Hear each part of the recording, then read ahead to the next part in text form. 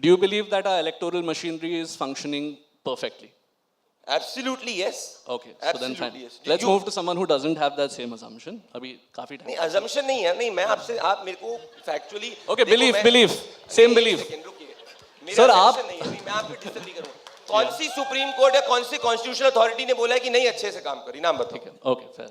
Anish, आप with the, बताइए. नहीं, you win. You don't have to apologize to me, but we do have to move on. I appreciate this clarity coming from Pradeep, but I really hope that the next time the Prime Minister makes corruption allegations, those will also only be made publicly once they're proven in the Supreme Court. क्योंकि हमें तो naturally corrupt party बोला गया था, फिर उनके ही party में जनता आपको corrupt मानती है, तभी आप उसमें बैठे हो यार. I'm saying no, I believe in that standard. I don't call anybody corrupt. I am the first person to say nobody is corrupt. I raise no allegation. Supreme Court को पहले बोलने दो. वोट चोरी पे भी Supreme Court को बोलने दो. I would love to do this all day. पर हमें भी corrupt मत बोलो यार, फिर problem हो जाती है. थोड़ी corrupt तो जो है उसको बोल रहे हैं. No. I'm saying no. I'll tell you what, right? Let me get to this from a slightly different perspective, right? Can you answer with the context also of Nepal and what's going on? Exactly. I don't think yes, the electoral machinery is perfect is the right answer either, right? I think across governments, India's electoral process has had deficiencies.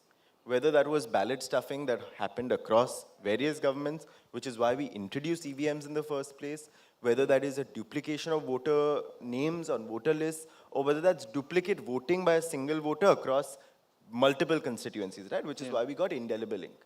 We know that voting processes are flawed. There can never be a 100% perfect election, right? So what is now being demanded is an additional layer of transparency.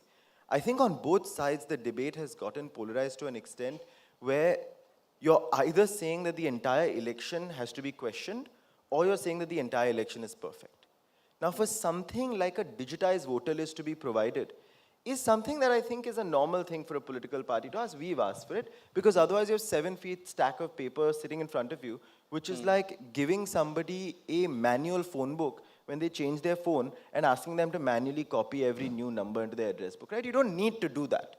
So if we could find out a better way of ensuring greater transparency in the voter list, I think that would be in the benefit of everybody in a democratic country. But I think the challenge you pointed to with your Nepal question is precisely the challenge that comes to the forefront with something like vote chori, right? What happens in a digital media environment where all of us are sitting in silos and all of us are feeling like our voice is not being heard? You know, all of us are constantly agitated. We're all thinking that my issue is not important enough, my issue is not being heard enough, why is this being discussed and not that being discussed? I know Gurme had also yelled at me for this when I did this, but you know, when the vote chori incident happened, the stray dog incident happened as well.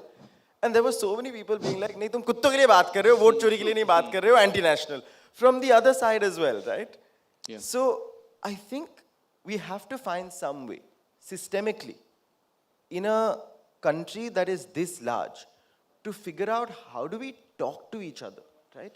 Because otherwise, everyone is feeling left out, and everyone is feeling like they're a minority or they're minoritized, and they're sort of having their opinion taken away from them. And that's not healthy for the opposition, that's not healthy for the government, I don't think that's healthy for anybody. Well put. And thank you for steering back to Nepal in the context of what's happened there. Do you have anything to add without getting political? Okay. On a politics panel, without getting political. You can be political, God, but not party specific. No, I think something about Nepal that I do have to add would be, there's a lot of conversation about it, but the moment when those protests erupted and when all the resignations happened, it was a response to the state curbing people's freedoms. I know there was a lot of conversation, is this, are the Nepal Gen Z protests a response to corruption? Are they a response to social media being banned? But it was very simply a response to young people have strong feelings, and the state has taken away their right to speak.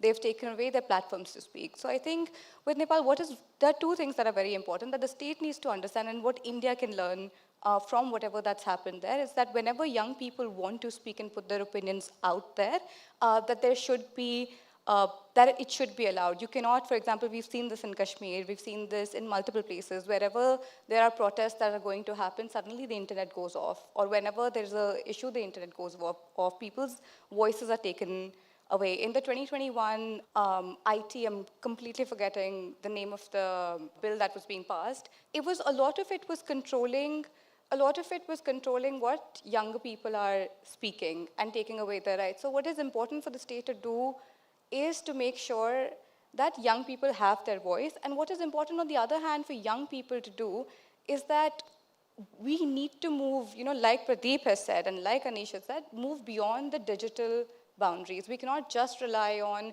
reels, memes, jokes, even opinions, or even TV debates. That we do need to organize, and we need to hold our people responsible. We need to ask for resignations whenever a situation like that arises. And I think in India, we're not doing that. We have situations where an issue will come up to the forefront, and we'll talk about it, we'll debate about it, there will be multiple narratives about it, but on ground, there is no organization by young people. I don't know if there are any civil societies working on a large scale where they're organizing around multiple issues that impact young people exclusively. So I think those are some things that we really need to work on. I think moving beyond the internet and on ground is extremely important. Yeah, you've actually agreed with each other, which I'm very happy about also. I No, one disagree. second. I have questions. Allow me. Question. I just want to ask, what is she trying to indicate? Is she trying to indicate that what happened in Nepal should happen in the country? Let me ask you actually. I want on to this. ask you. No, let me ask you. Can I say No, one what second. What are I'm you trying to to indicate Guys, when you guys. say that youth should be mobilized? Can you just explain? Okay, that? actually, 100%, I my don't- question directly ties into this, which I want to ask. And if you feel like it doesn't, then we can go back to your question. You own the media company. You are the arbitrator of this. Go ahead. My question is that where do we draw the line when it comes to peaceful protest? And again, with context to Nepal, there were parts of it that got ugly. There were parts of it also where it was not clear whether the core group of young people who was mobilizing it was responsible for the violence, or there were rogue elements. When things escalate, it's not black and white, right? It is really messy. It's a messy process to protest and get something done. We paid homage to the father of our nation who led those protests. What is the line, and is there a line? Because what's happening, say, in Ladakh, where again, one side of the media is saying peaceful protests. You mentioned that it cannot be an excuse to cause anarchy, which is fair, but what is the line? Do you have like a concrete answer as to where that line is? See, Kevin, I have traveled across the length and the breadth of the country. I've traveled 400 constituencies, and I can tell you this with affirmation, that the youth is extremely positive, interested in the entire Indian electoral process and the entire democratic process. It votes in and votes out different politicians. That's why you have in Telangana the Congress party sitting. That's why you have in Bengal Mamata Banerjee sitting. You have we winning 3 successive elections. And in a democratic setup, which is set up by Baba Saheb Bhimrao Ambedkar, the constitution, the most legitimate way of expressing your political opinion is through a ballot. And if you believe that a government has not done correctly, you can express your ballot option in the next successive election. So if, for instance, that the Congress party's narrative is correct, you would see that result happening in one of these elections or the Bharatiya Janata Party's election. Now let us come to protest.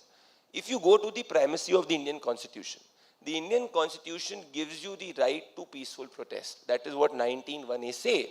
But at the same time, there is 19(b), which says that there are reasonable restrictions. And what are those reasonable restrictions? Those reasonable restrictions are to do where it should not create a law and order situation, where it should not create a situation of anarchy. Now you will ask, who's the state to decide that?